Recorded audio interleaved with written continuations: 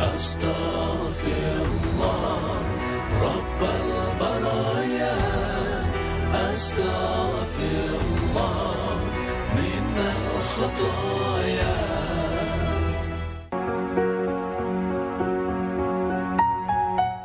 Assalamualaikum warahmatullahi wabarakatuh. Segala puji bagi Allah yang kembali mempertemukan kita dalam Indonesia Mengenangmu.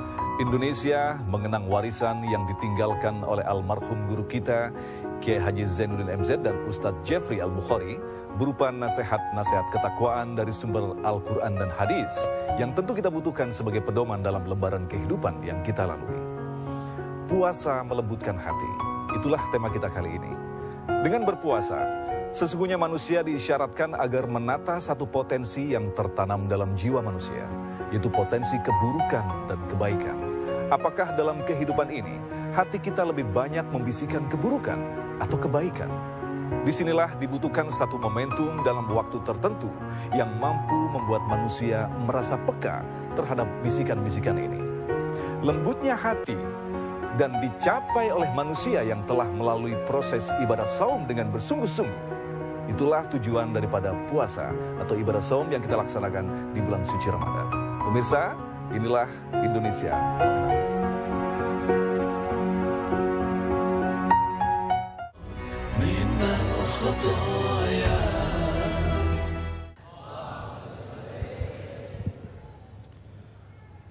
Assalamualaikum warahmatullahi wabarakatuh.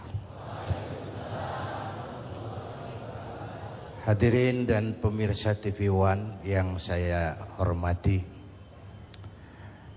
guru kita Habib Munzir Al-Musyawwa dengan bijak sekali menjelaskan kepada kita bahwa gunung makhluk, air makhluk, bumi makhluk, angin makhluk. Makhluk tidak mungkin bergerak sendiri. Ia tunduk kepada penciptanya.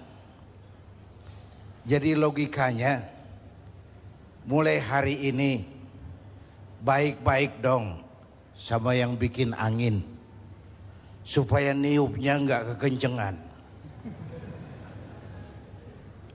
Baik-baik dong sama yang bikin air, supaya datangnya sesuai kebutuhan kita. Baik-baik sama yang bikin gunung, supaya meletusnya pelan-pelan.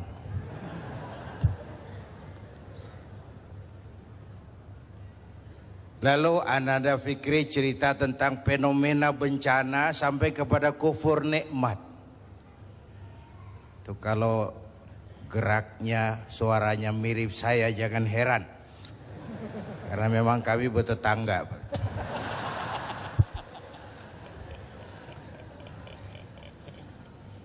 Hari ini saya tergelitik dengan tema Bung David tadi. Apa yang bisa kita korbankan untuk saudara-saudara kita yang setengah menjadi korban? Mundur dikit tentang korban. Sisi lain, Nabi Allah Ibrahim, nabi kaya. Beberapa nabi memang kaya tuh. Nabi Sulaiman, nabi kaya. Nabi kaya. Pernah beliau nyembeli hewan, onta 300 ekor, kambing 1000. Dagingnya habis dibagiin fakir miskin. Onta 300, kambing 1000. Belum pernah kita dengar konglomerat kita korban sapi 300, belum. Atau juga kurus.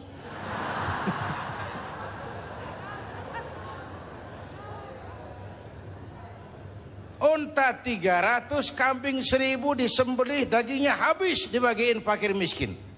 Malaikat memuji, manusia kagum. Bukan main Ibrahim ini. Kaya berani. Kalau miskin berani umum. Kepepet. Kaya berani. Sekali nyembelih hewan, unta 300, kambing 1000.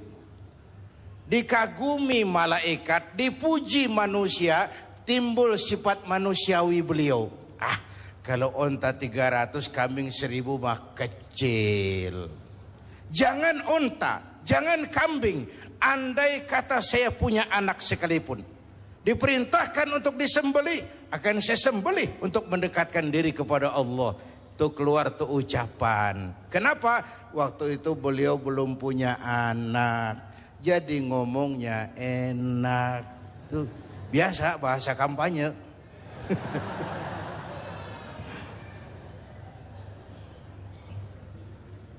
Saya mau potong ceritanya.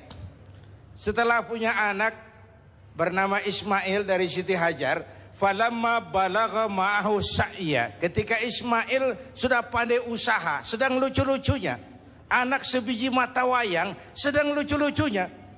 Dalam tidurnya beliau melihat perintah turun, ya Ibrahim ufi binuzrika. Ibrahim, bayar nazarmu. Nazar apa saya? Dulu ngomong apa, ingat enggak? Jangan unta, jangan kambing, anak pun akan saya sembelih. Laksanakan omonganmu, sembelih anakmu. Paginya dipikirin, ini semalam perintah Allah apa bisikan setan? Kalau bisikan setan jelas amat. Kalau perintah Allah kebangetan amat. Anak satu-satunya suruh potong, nenek-nenek kayak yang tuaan.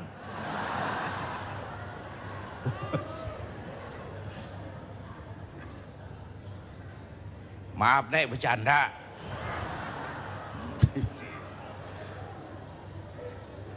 Tiga malam berturut-turut turun perintah itu, yakinlah Ibrahim ini perintah Allah. Pagi-pagi, Hajar, saya bang. Ismail sudah mandi? Sudah bang. Kasih pakaian yang bagus. Mau dibawa ke mana bang? Mau dibawa ke mana bang? Kondangan. Berangkatlah anak dan bapak, dilepas pandangan mata sang ibu. Saat itu iblis repot. Kapan dan dimanapun saja, kalau ada orang mau taat, ada orang mau ibadah, iblis repot. Gila ini. Anak sendiri mau dipotong. Kalau orang tiap orang imannya begini, sepi neraka ini. Ini harus digagalkan ini. Harus digagalkan ini. Iblis datang kepada Nabi Ibrahim. Ibrahim, mau kemana kamu? Ke Jabal Kurban, ke bukit. Mau ngapain? Nyembelih anak saya. Kenapa kau sembelih? Perintah Allah. Oh jangan. Allah mah sentimen sama ente. Dia nggak pengen ente punya keturunan, makanya disuruh potong. Jangan, jangan. Saya mah kasih tahu nih, kita kan CS. Ini kalau bahasa Qur'annya, wa inni lakum minan nasihin. Saya kasih saran yang bagus, jangan dilaksanakan. Ini perintah Allah, iblis. Gak ada urusan sama kamu. Minggir. Suami mantap, iblis mikir lagi. Lewat bininya nih kali ini. Bisa digagalin. Biasanya kan perempuan lebih tinggi perasaannya dari pikirannya. Nih bisa nih digoda nih. Datang iblis kepada Siti Hajar. Hajar, kamu tahu mau dibawa ke mana anakmu sama suamimu? Gak tahu, katanya mau kondangan. Kamu dibohongin, mana ada orang kondangan bawa tambang sama pisau. Anakmu mau disembelih. Lah kok tegel-tegel itu? Kok sampai hati nyembelih anaknya sendiri? Katanya perintah Tuhannya Allah. Perintah Allah, perintah Allah. Iblis, kalau memang ini perintah Allah, jangankan cuma anakku Ismail, aku ibunya mau ikut disembelih. Gak ada urusan sama kamu. Minggir. Kata iblis, ini lebih gila dari lakinya nih. Malah mau ikut minta dipotong sekalian. Dikira perempuan imannya lemah, malah mantep. Suami mantap, istri mantap, tinggal satu harapannya. Lewat Ismail kecil nih. Namanya juga ABG nih. Anak baru gede nih. Gampang nih urusan nih. Datang iblis kepada Ismail. Ismail. Iya om. Namanya ABG. Ya? Om iblis. Kamu tahu mau dibawa kemana sama bapakmu? Gak tahu. Kamu mau disembelih. Disembelih. kok sampai hati bapak nyembeli saya? Katanya perintah Allah Tuhanmu itu. Perintah Allah, perintah Allah. Kalau perintah Allah itu ya iblis, zahir batin saya siap, zahir batin saya ikhlas. Gak ada urusan sama kamu iblis, minggir. Iblis mau ngomong lagi, Ismail kecil ngambil kerikil. Idhab ya la'in, pergi laknat, terkutuk kamu. Itu yang disimbolkan ngelontar tuh, ya. Itu simbol permusuhan abadi manusia sama iblis. Di Mina iblis kita sambitin, sampai pancoran tetap kita musuhin. Ini kan jamaah haji kita disuruh doang gembos banget ngelontarnya. Bismillahirrahmanirrahim, Allahu Akbar, joger. Gak ada kerikil, sendal, duar. Ngelontar setan. Selesai haji, selesai. Pulang ke tanah air, pulang. Sampai di Jakarta, ditemenin lagi setan. Tuh setan nyengir doang, lu kemarin nyambitin gua bohong-bohongan lo. Sekarang berteman lagi. Simbol permusuhan abadi manusia dengan iblis. Perintah dilaksanakan, Ismail diganti seekor kambing kibas. Dan baru karunia lagi seorang putra yang bernama Ishak. Artinya apa? Nggak pernah rugi orang yang mau berkorban. Nggak pernah rugi orang yang mau berkorban.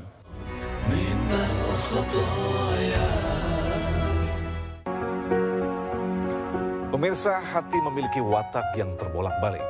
Tak heran Rasulullah Shallallahu Alaihi Wasallam mewariskan sebuah doa yang sangat indah kepada kita. Ya muqallibal qulub, sabit qalbi ala dinik. Wahai zat yang membolak-balikan hati, teguhkanlah hatiku di atas agamamu. Allah yang menciptakan hati, Allah yang membolak-balikan hati. Dan Allah jualah yang akan menetapkan hati kita untuk menuju ke dalam jalan yang diridhoinya. Tetaplah bersama kami, Indonesia Mengenang.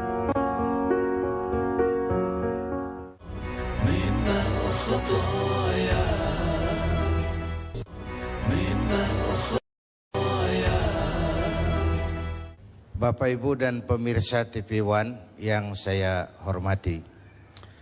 Pada waktu di Cangkringan, bertepatan dengan Sumpah Pemuda, saya katakan bahwa kalau kita satu nusa, kalau kita satu bangsa, kalau kita satu bahasa, maka deritamu adalah deritaku, kesedihanmu adalah kesedihanku, air matamu adalah air mataku.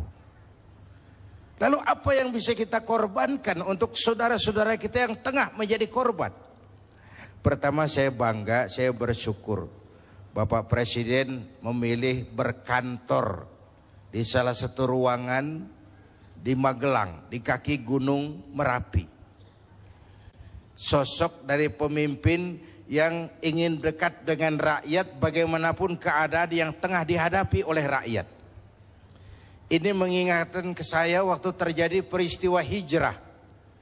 Di Mekah, diteror, di Mekah, difitnah, di Mekah, dimusuhi.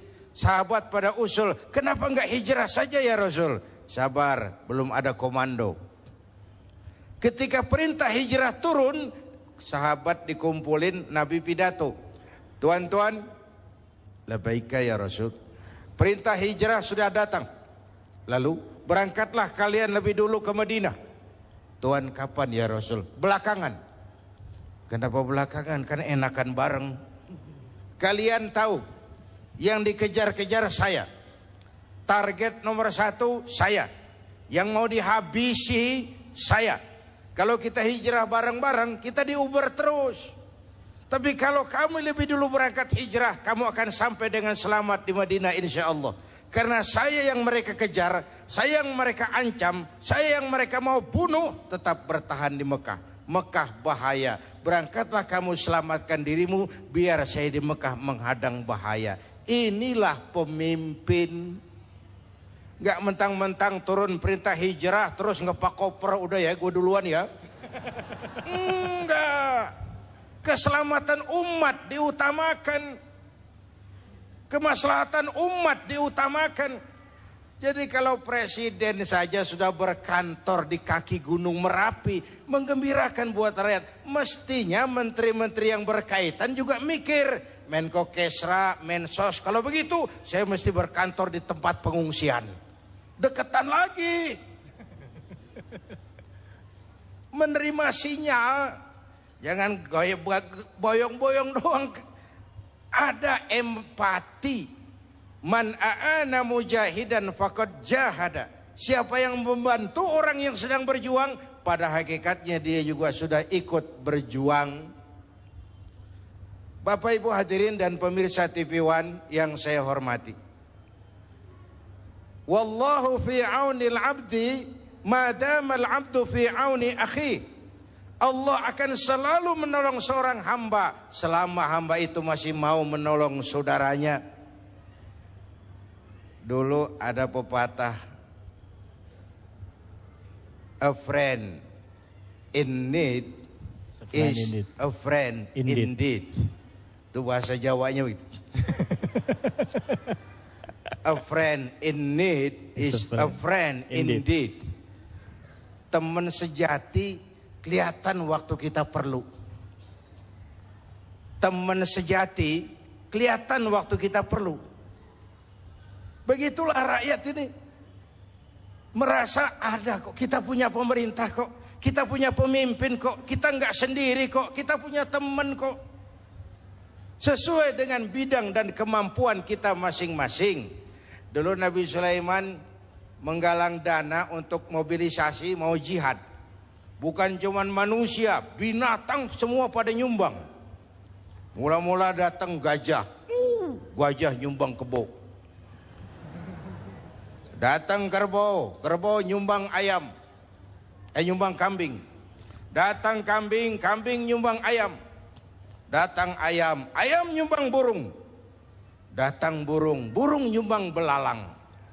Datang belalang, belalang nyumbang semut. Gajah yang nyumbang kerbau ngeledek. Belalang, kecil amat sumbangan lo semut. Liatin gue nyumbang kebo, kata gajah. Nabi Sulaiman senyum. Beliau bilang, al-hadiyatu biqadril muhdi. Jangan sombong jah. Sama gajah ngomongnya waktu itu. Jangan sombong jah. Biar kamu nyumbangnya kebo, itu belalang nyumbang burung. Pemberian mah sesuai kemampuan orang yang memberi. Kalau gajah nyumbang kerbau, pantas gajah gede sumbangannya gede.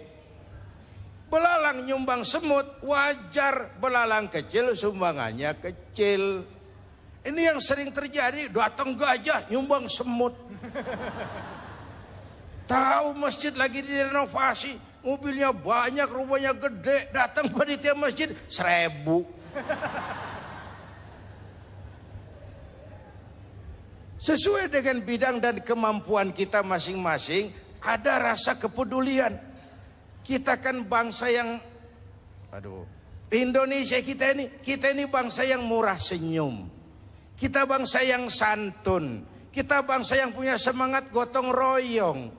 Kok belakangan kita seperti tercabut dari akar budaya kita sebagai bangsa. Tiba-tiba kita siap jadi serigala buat saudara kita yang lain. Tiba-tiba sikap gotong royong berubah menjadi individualis, menjadi hedonis, menjadi egois. Kemana itu kita yang santun? Kemana itu kita yang murah senyum? Kemana kita yang sifatnya gotong royong itu? Tercerabut dari akar budaya kita sebagai bangsa. Ini menyedihkan dan ini memalukan. Saatnya, kan kata guru saya dulu, bencana itu 3 macam. Kalau dia menimpa orang baik-baik, itu ujian. Kalau dia menimpa orang setengah baik, itu teguran. Kalau dia menimpa orang jahat, itu persekot. Musibah menimpa orang baik-baik, ujian. Kenapa diuji? Mau naik kelas. Innallaha idza ahabba 'abdan ibtalahu. Kalau Allah mencintai seorang hamba, diujinya itu hamba. Itu ujian. Kalau orang setengah baik, paro-paro, yang bangsa bikin malaikat bingung. Sedekah mau, nyolongnya lebih gede. Baca Quran suka, fitnah orang hobi. Itu yang begitu kena teguran. Kita ini kadang-kadang pede, terlalu lewat pedenya. Sujud nggak pernah, sama ulama jauh, sama habaib jauh, ke taklim nggak pernah datang, tiap hari bergelimang dosa. Begitu kena musibah, nyohor. Gue lagi diuji nih. Siapa yang uji? Lo. Lah kagak sekolah, ulangan. Mau naik kelas berapa nantinya? Yang diuji itu yang beriman. Ayolah kita introspeksi. Kalau diuji bukan saja harus sabar, tapi harus lulus. Kalau ditegur, introspeksi, perbaiki yang kurang, kurangi yang berlebihan. Nah, kalau dipersekotin udah bukan istighfar lagi, taubat mestinya udah itu. Istighfar kan dosa yang kecil-kecilan, maksudnya jolong sendal itu. Tapi kalau yang kelas-kelas kakap tuh taubat, bukan sekedar astagfirullah, taubat. Apalagi kita ini bangsa yang merdekanya, saya coba lihat, dengan keringat, air mata, darah, dan nyawa. Kita merdeka itu bukan pemberian Jepang, bukan hadiah Belanda. Keringat, air mata, darah, dan nyawa. Bangsa yang ditempa seperti itu mestinya tegar, tahan banting, tidak cengeng. Jatuh, bangkit, jatuh, bangun, jatuh, bangkit. Nggak dapat kesulitan lalu kayak ayam sampar. Ada saat bangkit, orang malah, kalau orang Betawi kata nih, orang mau bang kalau udah biasa susah, ketemu susah, nggak kaget udah. Ya, emang udah lalap. Saya santri nih, biasa makan kangkung, datang ke rumah temen dikasih kangkung, makanan gue nih, dikasih daging ayam lah nambah, emang apa? Orang tuh kalau biasa susah, ketemu susah, mestinya nggak kaget. Saya santri, biasa tidur di masjid, disuruh nginep di hotel, lah pules. Tapi yang biasa tidur di hotel suruh nginep di masjid, encok. Kita ini bangsa yang ditempa oleh jatuh bangun. Istilah Bung Karno mengalami up and down, up and down, timbul tenggelam, jatuh bangun, rebah tengkurap, jatuh bangun, timbul tenggelam. Bangsa yang ditempa seperti itu mestinya jadi bangsa yang tahan bantingan. Apalagi guru kita Habib Munzir tadi bilang 1001 hikmah selalu ada di balik musibah. Jangan pernah suudzon, buruk sangka kepada Allah. Harus dengan husnuzon, baik sangka kepada Allah, bahwa maslahatnya adalah untuk kepentingan juga. Asal kita pandai-pandai melakukan introspeksi. Minal khataya, minal khataya. Hadirin hadirat dan pemirsa TV One yang saya cintai, mendekati akhir dari siaran kita kali ini, sebelum dibacakan doa oleh guru kita Habib Munzir Al-Musawwa, saya ingin sampaikan catatan yang bersumber dari At-Taubah ayat 60. Bangsa yang paling banyak dapat bencana dan musibah itu Bani Israel. Penyebabnya ada beberapa. Pertama, kanu yakfuruna bi ayatillah, mengingkari ayat-ayat Allah, kufur kepada ayat-ayat Allah. Itu pesan yang pertama. Yang kedua, wa yaqtulunan nabiyyina bighairi haq, mereka membunuh para nabi tanpa alasan yang benar. Bayangin, nabi dibunuh. Ini udah mbahnya preman ini. Secara fisik, di zaman kita sekarang banyak orang yang bunuh nabi. Bukan fisiknya, ajarannya yang dibunuh, sunnahnya yang ditinggalkan, kecintaan kepadanya yang dimatiin, ahli warisnya dihabisin. Itu juga membunuh para nabi. Hadirin yang saya hormati, maka kita bersyukur dengan adanya majelis Rasulullah ini menjadi benteng kita menjaga apa yang ditinggalkan baginda Rasulullah. Yang keempat, zalika bima asaw, perbuatan maksiat yang melampaui batas. Terjadi penjungkiran nilai, yang benar dicaci maki, yang salah dijadikan idola. Yang hak jadi ma'ruf, yang munkar menjadi ma'ruf. Terbalik pandangan orang. Yang keempat, wa kanu ya'tadun, dan perbuatan yang sangat melampaui batas. Kalau maksiat terlalu banyak, Allah murka. Kalau Allah murka, bencana turun. Kalau turun bencana, enggak cuma orang zalim yang kena. Coba lihat Aceh, Serambi, Mekah, banyak saudara-saudara kita yang rajin sujud di sana, dihantam tsunami. Padang, negeri di mana adat basandi, sara basandi kitabullah. Ribuan masjid terbangun, dihantam gempa, luluh lantak. Bencana kalau datang nggak pernah milih. Iya, kalau kita makan nangka kena getahnya, itu si resiko. Nggak makan nangka kena getahnya, itu sial dangkalan namanya. Tahu sial dangkalan? Jatuh ke sumur ketiban ember, nah itu sial dangkalan namanya. Jatuhnya udah sakit, tambah ketiban ember lagi. Bencana kalau datang nggak pernah milih. Enak kalau gempanya ngasih tahu, Kiai mohon minggir ya, mau gempa ini. Sopan bener itu gempa. Bencana kalau datang, wattaqu fitnatan la tusibanna allazina zalamu minkum khassah. Takutlah bencana yang kalau turun tidak hanya menimpa orang yang zalim di antara kamu, yang baik-baik akan terkena juga bagiannya. Oleh karena itu, semoga banyaknya bencana di negeri kita ini memberikan semangat introspeksi buat kita semua. Ayo kita perbaiki yang kurang, ayo kita kurangi yang memang berlebihan. Yang tadinya jauh, ayo kita mendekat kepada Allah. Supaya dengan demikian makhluk-makhluk yang diciptakan Allah semuanya tunduk kepada perintah Allah. Minal khataya, minal khataya. Bagaimana caranya agar nilai keimanan kita tidak ngedrop itu? Tadi saya bilang pertama, iman itu harus diasah. Dengan apa? Dengan ilmu, keyakinan. Yang kedua, ini iblis waktu terusir dari surga kan deklarasi iblis.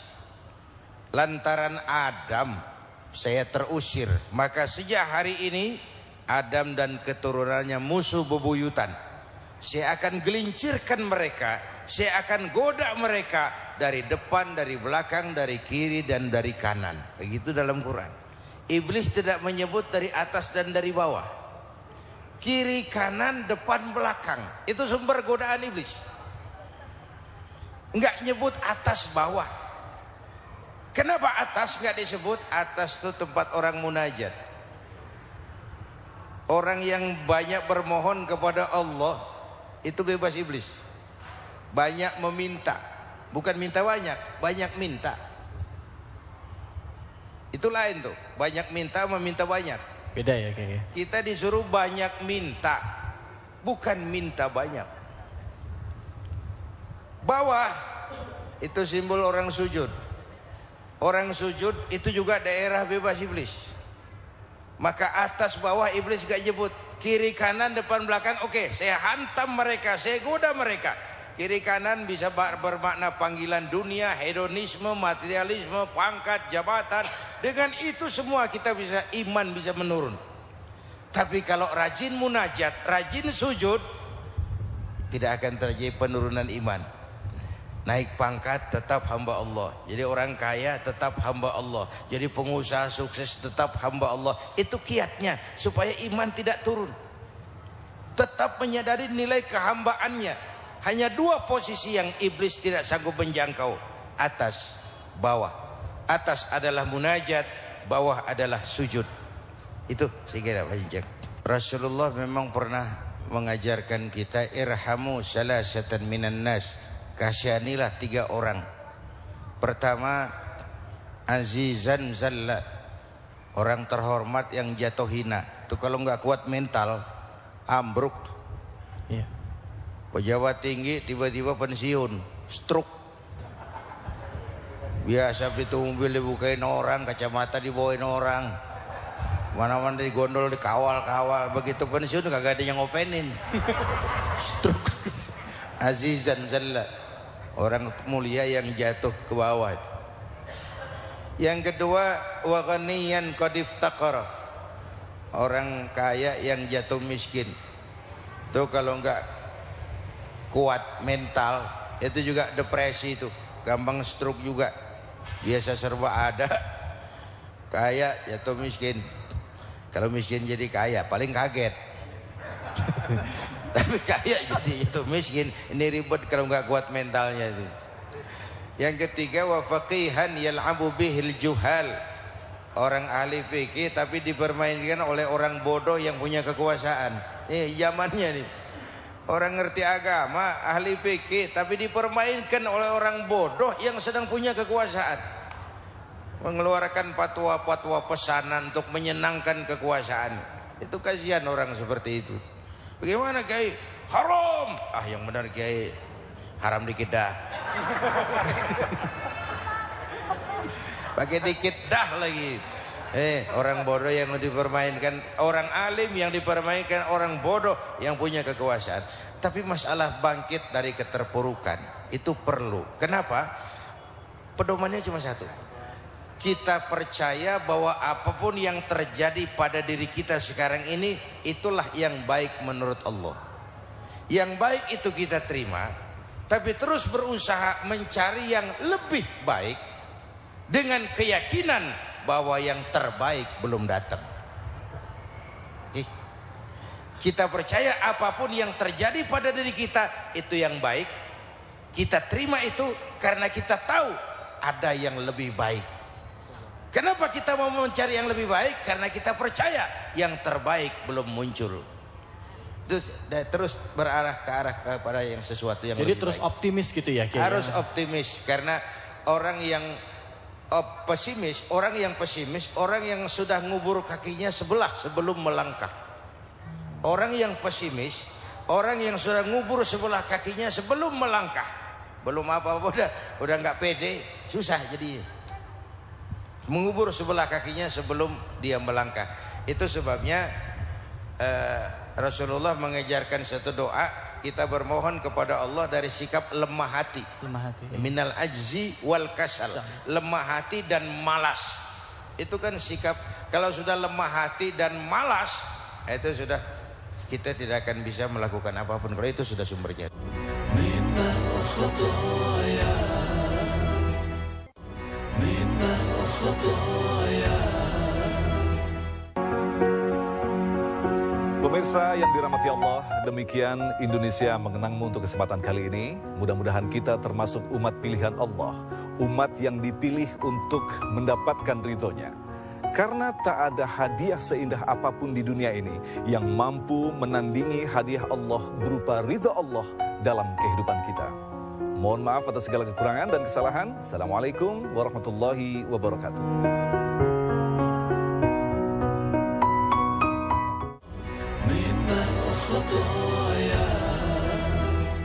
Bapak Ibu dan pemirsa TV One, ini merupakan catatan penutup dari jumpa kita pada kesempatan bicara tentang pasang surutnya keimanan. Pertama, ujian dalam menghadapi segala macam bentuk cobaan adalah syukur dan sabar. Syukur atas segala ujian yang baik dan sabar atas ujian yang kurang menyenangkan. Pada tingkatan yang lebih tinggi lagi, dua-duanya bersyukur. Itu pada tingkatan yang level lebih tinggi lagi. Sama juga dengan kalau kita beribadah, berharap surga dan takut neraka, itu baik. Tapi akan lebih baik lagi kalau kita beribadah karena mengharap ridho. Mengharap ridho. Soal surga dan neraka soal kemudian, tapi mengharap ridho. Ada sisi peningkatan nilai keimanan kita. Oleh karena itu, pada kesempatan ini mari kita merenungi tentang harta kita yang paling berharga, yang namanya iman. Tentang milik kita yang nilainya tidak ternilai, yaitu yang sesuatu yang bernama iman. Jaga baik-baik wariskan kepada anak-anak kita, karena mereka juga adalah masa depan kita. Sehingga dengan iman yang kita harapkan bertambah, meningkat dan meningkat, amaliyah kita juga ikut meningkat. Jadi nggak logis kalau kita bilang, gua sih biar nggak pernah sedekah juga tapi iman gua mantep. Kayaknya nggak logis tuh, kayaknya nggak logis. Karena itu indikasi iman meningkat, amaliyah kita juga ikut meningkat.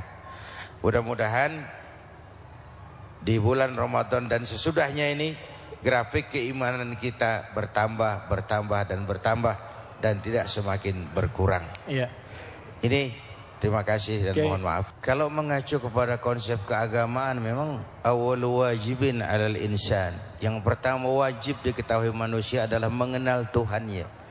Itu yang pertama. Jadi bagaimana menanamkan keimanan kepada anak-anak kita secara dini. Sebelum dia kenal matematika, sebelum dia kenal IPA, sebelum dia kenal bahasa Inggris, yang pertama dia kenal Allah adalah Tuhannya. Itu saja dulu. Iya. Allah adalah Tuhannya. Dari situ lalu berkembang menjadi pola dasar keimanan.